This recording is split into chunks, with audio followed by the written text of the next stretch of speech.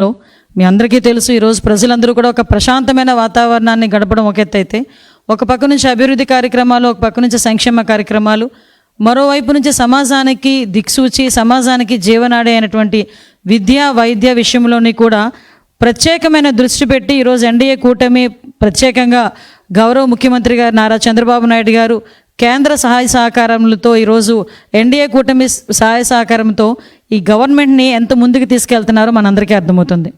Last 5 సంవత్సరాల తాలూకా విధ్వంసాన్ని ఒక పక్క నుంచి మనం అన్ని కూడా సెటరేట్ చేస్తూనే, ఒక పక్క నుంచి రాష్ట్రానికి ఒక దిశానిర్దేశం ఇవ్వాలి, ఒక ప్రణాళికతో, పక్కా ప్రణాళికతో 2047కి రాష్ట్రాన్ని ఒక నెంబర్ 1 స్థానంలో నిలబెట్టాలనే ఉద్దేశంతో గౌరవ ముఖ్యమంత్రి గారు ఈరోజు పనిచేయడం మనందరికీ కూడా తెలుసు. ప్రత్యేకంగా మళ్ళీ నమ్మే వ్యక్తి, ముఖ్యంగా విద్యా వైద్య విషయంలో ప్రజలకి అందుబాటులో ఉండేటట్టుగా అయితే ఈ రాష్ట్రాన్ని మరింత ముందుకు తీసుకెళ్లగలమని బలంగా నమ్మిన వ్యక్తి గౌరవ ముఖ్యమంత్రి గారు చంద్రబాబు నాయుడు గారు.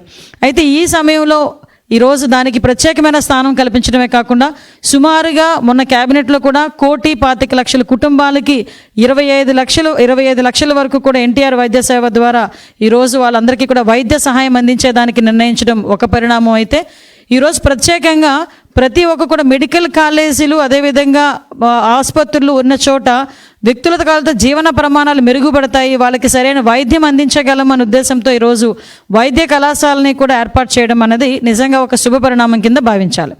ఈరోజు పరిస్థితి ఎలా వస్తుందా అంటే, బెంగళూరులోని ఫుల్ టైం ఉంటారు, ఆంధ్రప్రదేశ్ రాష్ట్రానికి పార్ట్ టైం వస్తారు, వచ్చినప్పుడు కూడా కొంత బురద తీసుకొచ్చుకుంటారు, 2 గంటలు వాళ్ళ సొంత మీడియాలో కూర్చొని ఆ బురద జల్లడమే పరమావధిగా పెట్టుకొని బురద జల్లే కార్యక్రమానికి శ్రీకారం చుడతాడు. నేను ఇన్ని మాటలు ఎంత ఇంట్రడక్షన్ ఇచ్చానంటేనే మీకు అర్థమై ఉంటుంది నేను ఎవరి గురించి మాట్లాడుతున్నానో. ఆయనే ఈరోజే మా వాళ్ళు అన్నారు, ఈ లండన్ మందులు మానేసి మెడికల్ కాలేజీల గురించి మాట్లాడుతున్నాడండి అని. అంటే అతనే మీ అందరికీ తెలుసు, పులివెందుల ఎమ్మెల్యే గారు జగన్మోహన్ రెడ్డి గారు. అయితే జగన్మోహన్ రెడ్డి గారు దేని గురించి మాట్లాడినా కాసేపు ప్రజలందరూ కూడా ఆలోచించుకునేవారే, కానీ ఈరోజు మెడికల్ కాలేజీల గురించి, ముఖ్యంగా పీపీపీ విధానంలో ఈరోజు గవర్నమెంట్ తీసుకున్న ఇనిషియేషన్స్ గురించి ప్రజల్ని తప్పుదోవ పట్టించే విధంగా, ప్రజల్ని భయభ్రాంతులు గురి చేసే విధంగా, ప్రజల్లో ఒక కన్ఫ్యూజన్ క్రియేట్ చేసే విధంగా అతని తాలూకా ప్రయత్నం చూస్తుంటే అది ప్రయత్నం మాత్రమే.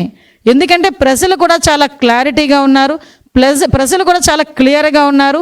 ఎన్డీఏ పార్టీ పట్ల, ఎన్డీఏ కూటమి పట్ల నిబద్ధతతో పనిచేస్తున్నామన్న నమ్మకం ప్రజల్లో ఉంది. సో నేను ఈరోజు కూడా రావడానికి వాళ్ళ ప్రధానమైన కారణం ఏంటంటే, మొన్న మీటింగ్లో చూశాను ఒకసారి. ఓవరాల్గా చూస్తూ ఉంటే అతను ఏం మాట్లాడుతున్నాడంటే, అతగాడి హయాంలో సుమారుగా 17 మెడికల్ కాలేజీలు వచ్చేసినాయి. ఈ 17 మెడికల్ కాలేజీలు ఉన్నట ఆ దారంటే వెళ్తుంటే సైడ్కి తిరిగి చూస్తే అక్కడ మెడికల్ కాలేజ్ కనిపిస్తే ఆహా అని చిన్న గ్యాప్ ఇచ్చి ప్రజలందరూ కూడా ఆశ్చర్యపోతున్నారట. అయితే ఆయన అన్న తర్వాత మేము కూడా ఒకసారి చూద్దాం ఈ 17 కాలేజీల్లో ఆహా అనేటంతగా ఎంత ఉన్నదా అని ఒకసారి చూసేసరికి ఒక్కసారి మీరు కూడా ఒకసారి చూడాలి. ఇక్కడ for example Madanapalle medical college అండి. ఇది మదనపల్లి మెడికల్ కాలేజ్కి సంబంధించి ప్రభుత్వ వైద్య కళాశాల బోర్డు అయితే మాత్రమే ఉంది, ఆహా అనడానికి బోర్డు ఉంది. సో ఇక్కడ ఫర్ ఎగ్జాంపుల్ ఇది మెడికల్ కాలేజ్ తాలూకా ప్రాంగణం కట్టడం. ఓకే, ఇక్కడ మనం ఏమనుకోవాలి, ఈ పిల్లర్ ఏమో ల్యాబ్ అనుకోవాలి, ఈ పిల్లర్ ఏమో రీడింగ్ రూమ్ అనుకోవాలి, లేదు అనుకుంటే ఈ పిల్లర్ ఏమో ఒక లైబ్రరీ అనుకోవాలి. అలా అనుకుంటేనే తప్ప ఇది మెడికల్ కాలేజ్ అన్న సంగతి మన ఎవరికి అర్థం కాదు. ఒకసారి మీరే చూద్దరు కానీ ఒకసారి, ఇది మదనపల్లి మెడికల్ కాలేజ్. ఇక్కడ చూసి ఆగి ఆహా అనే వాళ్ళు ఎవరైనా ఉన్నారా? మీ బతుకు చెడ అనుకున్న వాళ్ళు ఎవరైనా ఉన్నారా అండి? సారీ టు సే, నేను కొన్ని పదాలు తప్పట్లా. ఎందుకనంటే ఏందండి ఇది అంటే, జగన్మోహన్ రెడ్డి మాయ చేస్తాడు, మంత్రాలు వేస్తాడని సంగతి తెలుసు, కానీ కట్టడమే లేకుండా ఇది కట్టడం ఉందని చెప్పి అది రోడ్డు మీద వెళ్తున్న వాళ్ళు ఆగి ఆహా అంటారు అంటే ప్రజలు ఏమైనా పిచ్చోళ్ళ? ఇది నిజంగా జగన్మోహన్ రెడ్డి ఆ రోజు మాట్లాడడం అన్నది నిజంగా చెప్పాలంటే ఒక రకంగా ఆయన గొయ్యి ఆయన తవ్వుకున్నట్టే.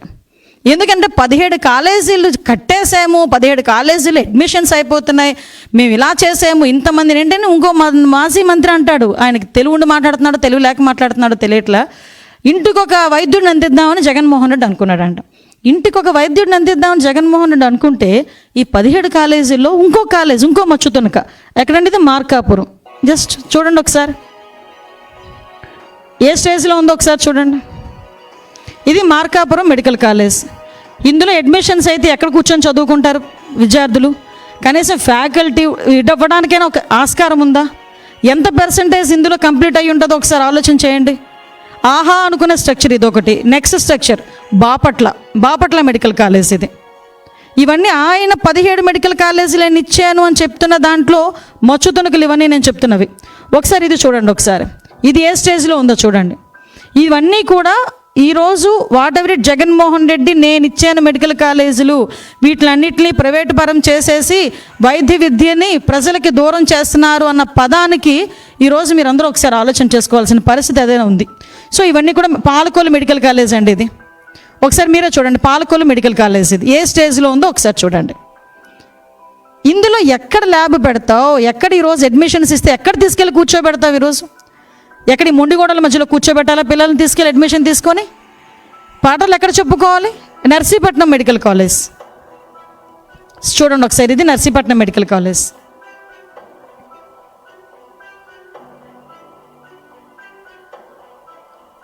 ఆఖరికి సెంట్రల్ గవర్నమెంట్ కూడా ఇచ్చిన ఫండ్ని ఫుల్ ఫ్లెజ్డ్గా మీరు వినియోగించుకోలేకపోయారు అని ఒక స్టేట్మెంట్ కూడా ఇవ్వటం. ఇది మచిలీపట్నం మెడికల్ కాలేజ్. ఈ మెడికల్ కాలేజీలో మనం అర్థం చూస్తానండి, ఒక ల్యాబ్ ఉండదు. ఇక్కడ మీకు కూడా చెప్పాలి, ఇది మెడికల్ కాలేజ్, దీనికి సంబంధించి ఒకసారి ఇన్ఫ్రాస్ట్రక్చర్ చెక్ చేసుకోండి ఒకసారి.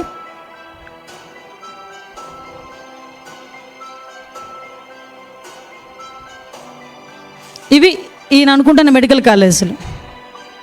ఇది పెనుగొండ. నిన్ననే మా మంత్రి గారు కూడా ఒకసారి వెళ్ళి చూపించి వచ్చారు అందరికీ కూడా. ఇది పెనుగొండ మెడికల్ కాలేజ్. ఏ వైద్య విద్యార్థులను ఇందులోంచి తీసుకొద్దామండి? ఏ వైద్యుల్ని, ఇంటికొక వైద్యుడిని ఇలాంటి చోట నుంచి తీసుకొద్దామా? ఇంటికొక వైద్యుడిని ఇలాంటి చోట చదివించి ఈరోజు వైద్య ప్రమాణాలని, జీవన ప్రమాణాలని పెంచడానికి ఏమైనా ఆస్కారం ఉందా అసలు? నంద్యాల మెడికల్ కాలేజ్ ప్రారంభకులు చూసారు, అక్కడ శంకుస్థాపనలు రాయలేదు మాత్రం పర్ఫెక్ట్గా ఉన్నాయి. ఆ శంకుస్థాపనకే పరిమితమయ్యే పరిస్థితి. So Nandyal medical college. ఈ రకంగా చూసుకుంటే మ్యాక్సిమం అన్ని మెడికల్ కాలేజీల్లో కూడా పరిస్థితి ఇదే పరిస్థితి ఉంది మనకి. Next Rajahmundry medical college. ఇది స్టేజ్ రాజమండ్రి మెడికల్ కాలేజ్. ఆహా అనుకుని ఆగేమేమైనా ఉన్నాయేమో మీరు చెప్పాలి నాకు ఒకసారి. సంభ్రమాశ్చర్యాలకు గురి కావడం కాదండి. అంటే జగన్మోహన్ రెడ్డి ఏదో అంటారు కదా, దేన్నైనా మసిపూసి మారేడుకాయ చేయగలరు అని ఇంకొకసారి ప్రజలకు అర్థమయ్యేటట్టు జగన్మోహన్ రెడ్డి చేసుకున్నాడు ఈ విషయంలో. అది మాత్రం క్లియర్. అంటే జరగనిది కూడా జరిగినట్టుగా క్రియేట్ చేయడానికి సాక్ష్యాలు ఏమైపోతాయండి ఈరోజు? ఒకసారి చూడండి, అమలాపురం మెడికల్ కాలేజ్.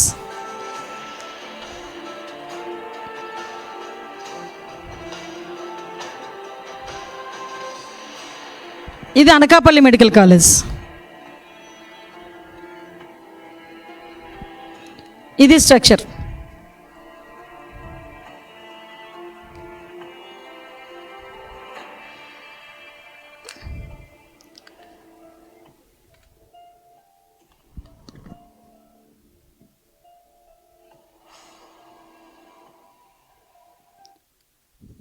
ఏలూరు ఇలా చూసుకుంటే మొత్తం 17 మెడికల్ కాలేజీల తాలూకా చరిత్ర మొత్తం ఉంది. ఇలాంటి పరిస్థితుల్లో నేను మెడికల్ కాలేజీలు ఇచ్చేసాను, ఇప్పుడు చంద్రబాబు నాయుడు గారు వచ్చి వైద్య విద్యని పేదలకు దూరం చేస్తున్నారు అని నోటికొచ్చినట్టు అబద్ధాలు వల్లించడం అనేది చూస్తూ ఉంటే నిజంగా చాలా సిగ్గనిపిస్తుందండి. ఈరోజు సుమారుగా 8,500 కోట్లు మెడికల్ కాలేజ్ నిర్మాణానికి అవసరమైన మొత్తం వ్యయం అయితే ఓవరాల్గా చూసుకుంటే కేవలం 5 ఏళ్లలో ఖర్చు పెట్టింది 1,450 కోట్లు. అంటే ఈరోజు విద్యా వైద్య అనేది సమాజానికి ఎంత వెలుగునిచ్చే ఒక అంశమైతే దాన్ని కూడా లాస్ట్ 5 సంవత్సరాల్లోని కూడా తొక్కిపెట్టి ప్రజలకి విద్యని వైద్యని దూరం చేసిన పరిస్థితి జగన్మోహన్ రెడ్డిదైతే ఈరోజు ఆర్థిక పరిస్థితులు ఎలా ఉన్నా కూడా, ఎన్ని అప్పుల పాలైనా కూడా కంపల్సరీగా అభివృద్ధితో పాటు సంక్షేమంతో పాటు విద్యా వైద్య డెఫినెట్గా ప్రతి పేదవాడికి ఇవ్వాలి అనే ఉద్దేశంతో ఈరోజు రాష్ట్ర ప్రభుత్వం తీసుకున్న అనేకమైన సంచలనాత్మక నిర్ణయాలని స్వాగతించడం పక్కన పెడితే కనీసం దాని మీద బురద చల్లే ప్రయత్నం చేస్తున్నారని చెప్పడానికి ఇది ఒక ఉదాహరణ.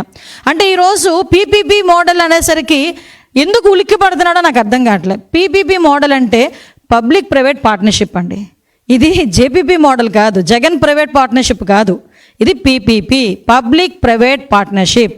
మీరు పబ్లిక్ ఎప్పుడైతే ఇన్వాల్వ్ అయి ఉన్నారో పబ్లిక్ ప్రైవేట్ పార్ట్నర్షిప్లో డెఫినెట్గా ఈరోజు కన్స్ట్రక్షన్ దగ్గర నుంచి ఆపరేషన్స్ వరకు వాళ్ళ దగ్గర ఉన్న మొత్తం ఏదైతే నిర్వహణ అంతా కూడా, ఏదైతే అందులో అడ్మిషన్స్ కానీ అందులోని వైద్యం అందించడం కానీ ఎవ్రీథింగ్ కూడా ఈరోజు గవర్నమెంట్ హ్యాండ్ ఓవర్లో ఉండే పరిస్థితి ఈరోజు కనిపిస్తూ ఉంది.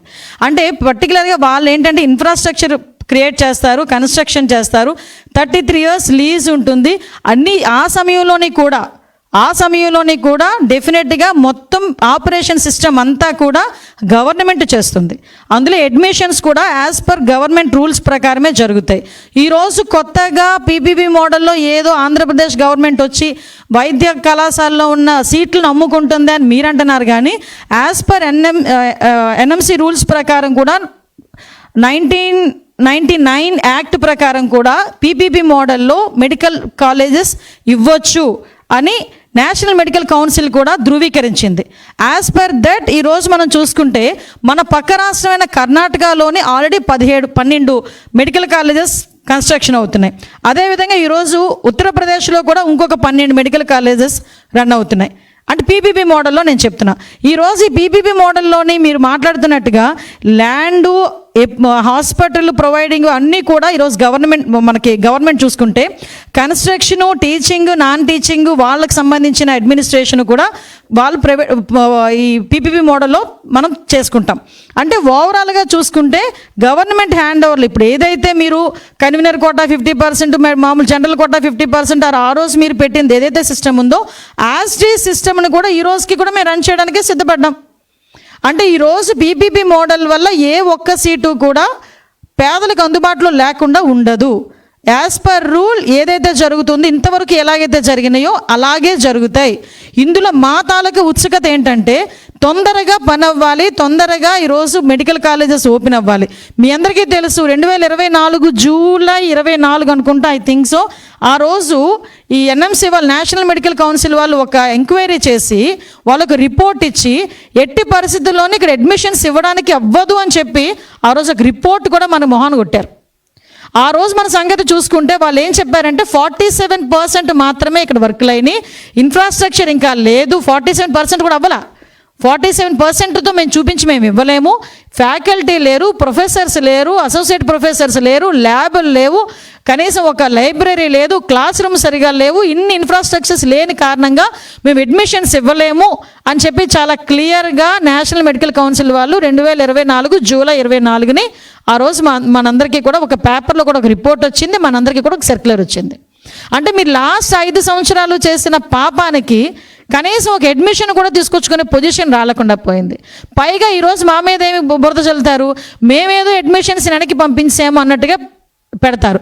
2 నెలల కాలంలో కనుక ఇన్ఫ్రాస్ట్రక్చర్ అంతా కూడా మీరు ఇస్తే డెఫినెట్గా మేము అడ్మిషన్స్ ఇస్తాము అంటే ఈజ్ ఇట్ పాసిబుల్? మీరు ఇప్పుడు చూసారండి, ఫర్ ఎగ్జాంపుల్ ఏలూరు కాలేజ్ పరిస్థితి ఇలా ఉంది, ఏలూరు కాలేజ్లో ఈ స్ట్రక్చర్ ఇలా ఉంది. దీని 2 నెలల కాలంలో నువ్వు ఈ స్ట్రక్చర్ పూర్తి చేసుకొని లేకపోతే దీనిలో ఇన్ఫ్రాస్ట్రక్చర్ ఇచ్చుకొని లెక్చరర్స్ని, అసోసియేట్ ప్రొఫెసర్స్ని, ల్యాబ్ని, లైబ్రరీలని ఇవన్నీ కూడా ఎస్టాబ్లిష్ చేయగలమా 2 monthsలో?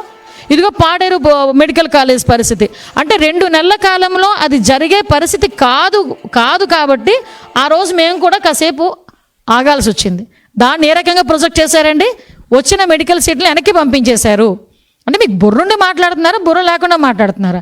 అంటే ఏదో రకంగా మేము దాని మీద బురద చల్లాలి అనే ఉద్దేశంతో మాట్లాడుతున్నారు తప్పించి అందులో ఏమైనా వాస్తవాలు ఉన్నాయా? ఈరోజు ఆఖరికి మెడికల్ కాలేజీలకి ఇవ్వాల్సిన సొమ్ముని కూడా కొన్ని సందర్భాల్లో వీళ్ళు వేరే వాటికి కూడా ఉపయోగించుకునే పరిస్థితి కూడా కనిపించింది. అంటే ఈరోజు వైద్య విద్యని సామాన్య మానవుడికి ఎంత మేరకు దూరం చేయాలో అంత మేరకు కూడా దూరం చేసి ఈరోజు మళ్ళీ మెడికల్ కాలేజీల మీద పీపీపీ విధానంలో వెళ్తూ ఉంటే ఈరోజు ఎన్డీఏ కూటమి మీద ఈరోజు బురద చెల్లుతున్నారు. ఈరోజు ఒకటే మేము మాట్లాడుతున్నామండి, ఈరోజు వైద్య విద్య అన్నది ప్రతి ఒక్క పేదవాడికి కూడా అందాలి అని ఉద్దేశం.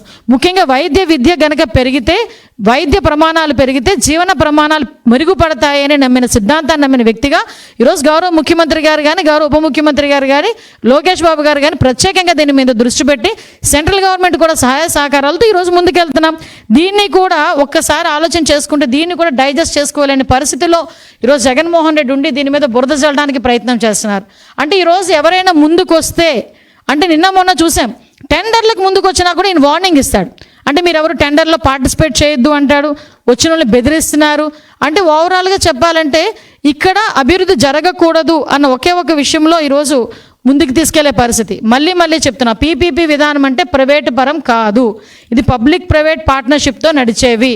దీంట్లో మొత్తం ఆపరేషన్స్ అన్నీ కూడా గవర్నమెంటే చేసుకుంటుంది. కేవలం కన్స్ట్రక్షన్, ఇన్ఫ్రాస్ట్రక్చర్ డెవలప్మెంట్, అక్కడ అందులోని ఆపరేషన్స్ అంటే ఆపరేషన్స్ వేరు. అంటే అందులో ఉన్న ఫ్యాకల్టీస్, వాళ్ళ తాలూకు జీతభత్యాలు, వీటికి సంబంధించి అంటే ఓవరాల్గా 33 years తర్వాత కూడా గవర్నమెంట్ హ్యాండ్ ఓవర్ చేసుకునే బిల్డింగ్స్ అవి, గవర్నమెంట్ హ్యాండ్ ఓవర్ చేసుకునే కాలేజెస్ అవి. కాబట్టి దీంట్లో చాలా క్లియర్గా జీరో ప్రాఫిట్ సేవాభావంతో ఇవన్నీ కూడా నిర్వహించబడుతున్నాయండి.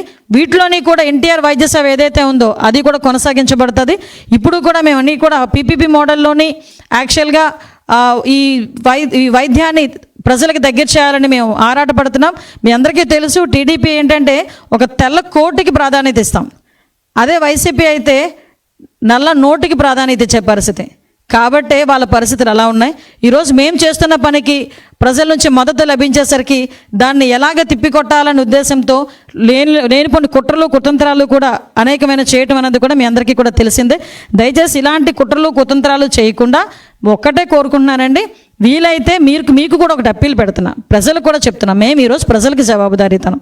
ఈరోజు మేము ఏం చేసినా ప్రజల గురించి ఆలోచించి ప్రజల వైపు నిలబడి పనిచేసే పరిస్థితి ఈరోజు ఎన్డీఏ కూటమి సభ్యులుగా మా అందరికీ కూడా ఉంది.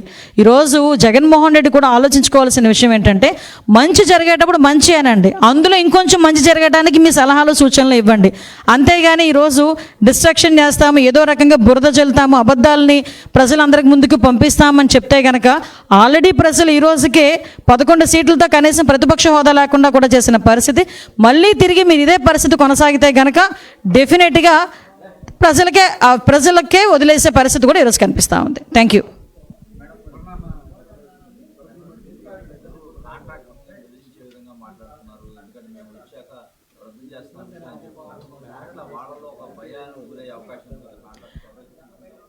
అంటే యాక్చువల్గా మీ అందరికీ తెలుసండి, జగన్మోహన్ రెడ్డి ఎప్పుడు కూడా మైండ్ గేమ్ ఆడతాడు. ఎలాంటి మైండ్ గేమ్ ఆడతారంటే, జగన్మోహన్ రెడ్డి నెక్స్ట్ టైం నేను వచ్చేస్తాను, లేకపోతే నేను ఇలా చేసేస్తాను, టెండర్లు ఇలా క్యాన్సిల్ చేసేస్తాను, అలా క్యాన్సిల్ చేసేస్తానంటే కనుక ముందుకు రారు అన్న ఫీలింగ్లో ఒక రకమైన భయాన్ని క్రియేట్ చేయడానికి. దీన్నే అంటారు మేకపోతు గాంభీర్యం అంటారు, తెలుసా మీకు? పులి ఎదురుగా ఉండేటప్పుడు అలాగే ఉంటుందట మేక పరిస్థితి కూడా. సో ఈ మేకపోతు గాంభీర్యం అన్నది ఒకటి ఉంటుంది అనమాట. దాన్ని ప్రదర్శించి ఏదో రకంగా సస్టైన్ అవ్వాలి అనే ఉద్దేశంతో మాట్లాడే పరిస్థితి. నేను ఒకటే అంటున్నా, అసలు పగటి కళ్ళ కండం ఎక్కువైపోయింది జగన్మోహన్ రెడ్డికి. సో గవర్నమెంట్ మన ప్రజలకు కూడా అర్థమయ్యే పరిస్థితి కనిపిస్తూ ఉంది. సో అలాంటి వాటిలో మేము భయపడాల్సిన అవసరం లేదు.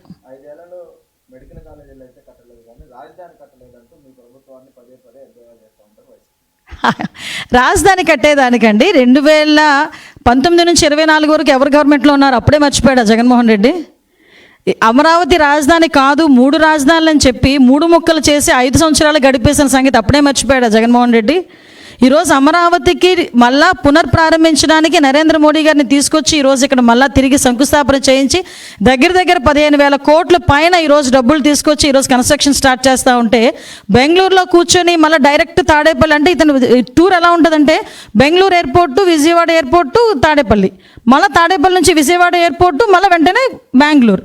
మధ్యలో కొంచెం వెళ్ళమనండి ఈ గాంజా వాళ్ళ దగ్గరికి, లేకపోతే ఈ బెట్టింగ్లు చేసే వాళ్ళ దగ్గరికి, లేకపోతే ఏదో అంటారు కదా ఈ పనికిమాలిన పనులు చేసే వాళ్ళ దగ్గరికి పరామర్శలు కాకుండా ఇలాంటి చోట కూడా రమ్మనండి. మీకు గుర్తుందా, మీకు అమరావతి ఎప్పుడైతే 3 ముక్కలు చేసి రాజధాని కాదు, అమరావతి కాదు, నేను ఇక్కడ పెడతాను 3 రాజధానులు చేస్తాననేటప్పుడు బాధ్యత కలిగిన వ్యక్తిగా గౌరవ ముఖ్యమంత్రి, ఇప్పుడు ముఖ్యమంత్రి, అప్పుడు ప్రతిపక్ష నాయకుడు చంద్రబాబు నాయుడు గారు ఒక బస్సు యాత్ర చేసి అక్కడికి వెళ్ళడానికి ప్రయత్నం చేస్తే ఆ రోజు అడ్డుకున్న పరిస్థితి లేదా? ఆ రోజు ఈరోజు మేమే అడ్డుకోం. ఈరోజు జగన్మోహన్ రెడ్డి పలానా చోటకి వెళ్ళి నేను చూసి వస్తానని చెప్పమనండి, మేమే తీసుకెళ్తాం. ఇదిగో నేను ఎందుకు అంతవరకు ఎందుకు ఈ 17 మెడికల్ కాలేజీలు రమ్మనండి జగన్మోహన్ రెడ్డి గారిని. ప్రతి ఒక్క దగ్గరికి నేను తీసుకెళ్తా with escort, with police protection. ఆయన కావాలనుకుంటాడు కాబట్టి విత్ పోలీస్ ప్రొటెక్షన్తో, విత్ ఎస్కాట్తో దా బాబు నేను తీసుకెళ్తా. ఆహా అంటావో ఓహో అంటావో తల బాదుకుంటావో చూద్దాం ఒకసారి.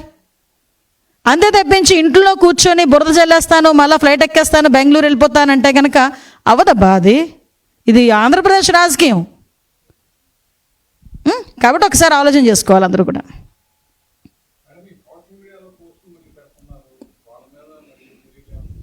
డెఫినెట్గా తీసుకోవాలండి. మీ అందరికీ కూడా తెలుసు, ఈరోజు సోషల్ మీడియా అన్నది యాక్చువల్గా ఎంత టెక్నాలజీ బేసెస్ చేసుకున్న సోషల్ మీడియా అనేది ఎంత పాజిటివ్ వేలో ఉపయోగించుకోవాల్సింది పోయి ఈరోజు నెగిటివ్ వేలో ఉపయోగించుకోవడం ఒక ఎత్తు అయితే, మహిళల్ని కూడా వ్యక్తిత్వ హననం చేయడం దగ్గర నుంచి ఫేక్ న్యూస్లు విపరీతంగా ట్రోల్ అవ్వడం అనేది జరుగుతుంది. అంటే ఈరోజు డీప్ ఫేక్ ద్వారా ఇప్పుడు మీరు మాట్లాడకుండానే మీరు మాట్లాడినట్టుగా మీ వాయిస్ రికార్డ్తో మీ ఫోటో పెట్టి మీ వీడియో పెట్టేసే పరిస్థితి వస్తుంది.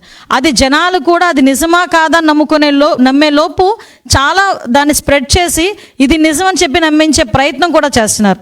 రీసెంట్గానే మీ అందరికీ తెలుసు, సాక్షాత్తు గౌరవ ముఖ్యమంత్రి గారి మీద కూడా ఇలాగే చేస్తే ఇమీడియట్గా వాళ్ళని అరెస్ట్ చేసి మేము దాని మీద కేసు ఫైల్ చేసుకుని దాని మీద చర్యలు తీసుకోవడానికి సిద్ధపడడం కూడా మీ అందరికీ తెలుసు.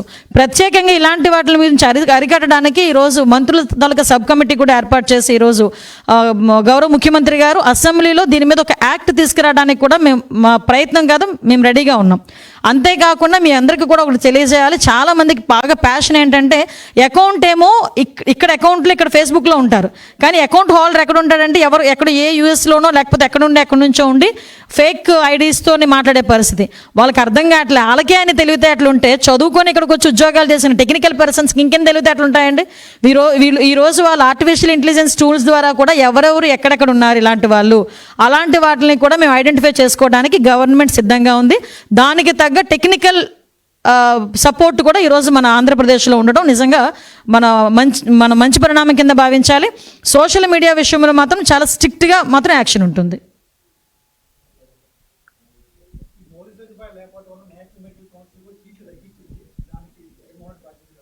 గ్యారంటీ ఈరోజు నేషనల్ మెడికల్ ఇన్ఫ్రాస్ట్రక్చర్ డెవలప్ చేయకపోవడం వల్ల, ఇన్ టైంలో గవర్నమెంట్ మెడికల్ కాలేజీలు కట్టకపోవడం వల్ల కొన్ని వేల మంది విద్యార్థులకి విద్య అనేది అందుబాటులోకి రాకుండా పోయింది. ఈరోజు వాళ్ళందరూ ఈరోజు మెడిసిన్ చదవకపోవడానికి కారణం ఎవరు అంటే మన జగన్మోహన్ రెడ్డిని చూపించవచ్చు. ఈరోజు మళ్ళా తిరిగి వాళ్ళందరికీ కూడా ఫెసిలిటేట్ చేస్తామని చెప్పి ఈ గవర్నమెంట్ ముందుకు వస్తే దాన్ని జీర్ణించుకోలేక అతను చేసిన పొరపాటుని తిరిగి మా మీదకి రుద్దే ప్రయత్నమే ఈ రకంగా అతని నోటుకు వచ్చినట్టు మాట్లాడడం, ఈ ఆహా ఎపిసోడ్ కూడా. కాబట్టి అలాంటివన్నీ ప్రజలు నమ్మే పరిస్థితిలో లేరు. మేము ఒకటే చెప్తున్నామండి, ఈరోజు చిత్తశుద్ధితో ఉన్నాం. ఈరోజు వైద్య విద్య అనేది పెరగాలి, జీవన ప్రమాణాలు పెరగాలి, ప్రతి ఒక్కరు కూడా ఆరోగ్యంగా ఆనందంగా ఉండాలి అనే ఉద్దేశంతోనే ఈరోజు గౌరవ ముఖ్యమంత్రి గారు చేస్తున్న కృషికి మీరందరూ కూడా సపోర్ట్ చేయాల్సిందిగా కోరుకుంటున్నాను.